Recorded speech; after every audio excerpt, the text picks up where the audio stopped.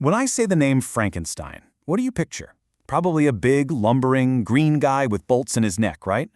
But here's the thing. That image is almost completely a Hollywood invention. The actual creature from Mary Shelley's novel? He's articulate, he's intelligent, and he's tragically well-read.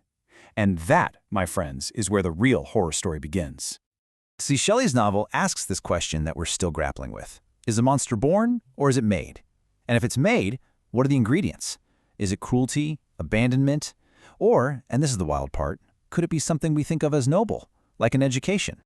Because, let's be crystal clear about something the novel tells us right away. The creature did not start his life as a killer. He was a blank slate.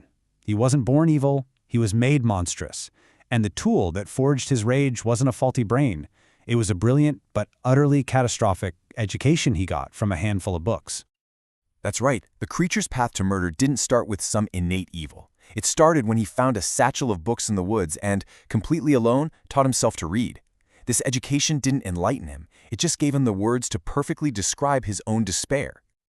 And you have to understand, this wasn't just some light reading. This was his entire curriculum.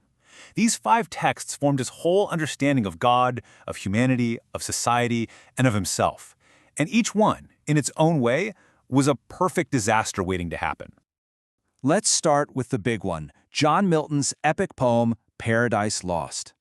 The creature finds this book, and with no teacher, no guide, no context whatsoever, he makes a critical error. He reads it not as poetry or allegory, but as a true literal history of creation. So this book basically presents him with 2 possible identities, 2 role models. Is he Adam, the beloved creation, cherished and cared for by his maker, or is he Satan, the magnificent angel cast out of heaven, abandoned, and just filled with envious rage? For a creature so utterly alone, the choice was tragically obvious. Yeah, you can guess which one he picks. He tells us himself that he saw himself in the devil.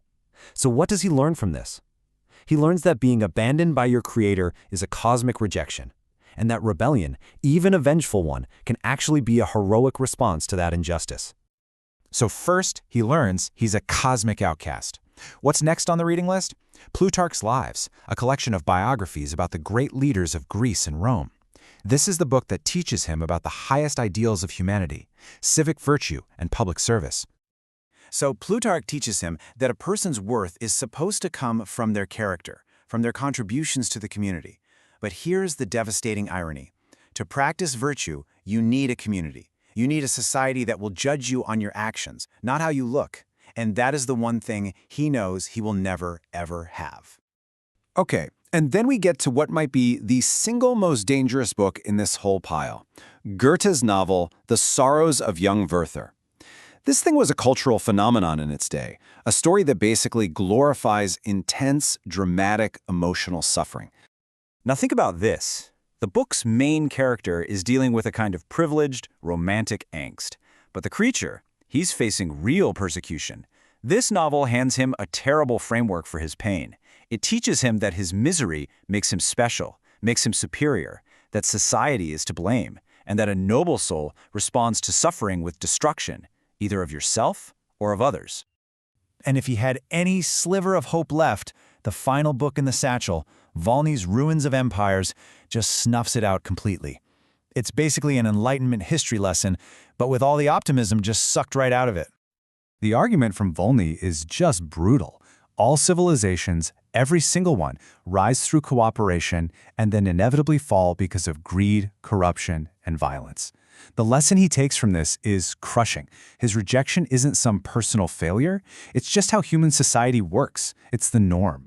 So he thinks he's Satan, he knows he's excluded from virtue, he's learned his suffering is noble, and that society is hopelessly corrupt. What could possibly be the final nail in the coffin? Finding and reading the private journal of his own creator, Victor Frankenstein. And this is the moment all that abstract knowledge becomes a deeply personal weapon. In Victor's own handwriting, the creature finds confirmation for every single one of his fears. It's not just strangers who find him hideous. His own God, the man who made him, was so repulsed that he ran away on sight. You see, the sequence here is everything. It's not just what he read, it's the order he read it in. It's a perfectly engineered recipe for creating articulate rage. He learns what it means to be good right before learning he can never be accepted. He learns to feel deeply right before his heart is shattered. He learns to speak beautifully just in time to discover that no one will ever listen.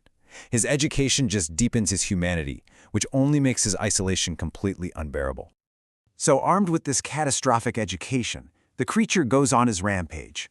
But this brings us to the second part of the story. The popular culture just completely misses the novel's actual ending.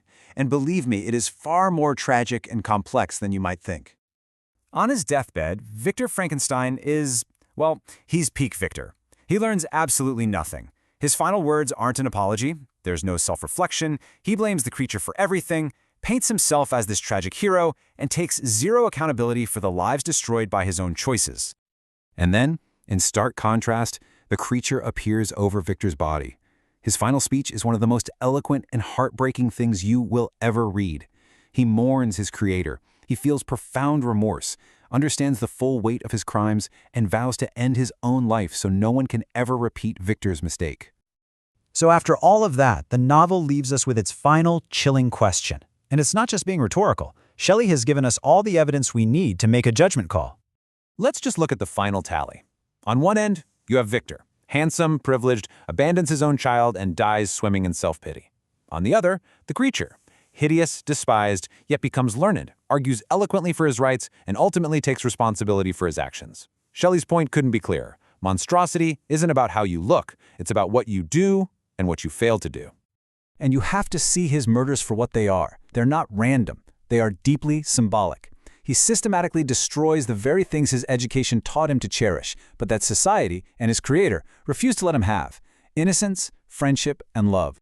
And maybe the most haunting part of it all is that the creature himself gets it. He understands his own tragedy perfectly. He uses this beautiful, chilling metaphor. For him, for the abandoned, knowledge isn't some liberating light. It's a parasite. It's a growth of consciousness that just clings to you, feeding on your hope and slowly destroying you from the inside.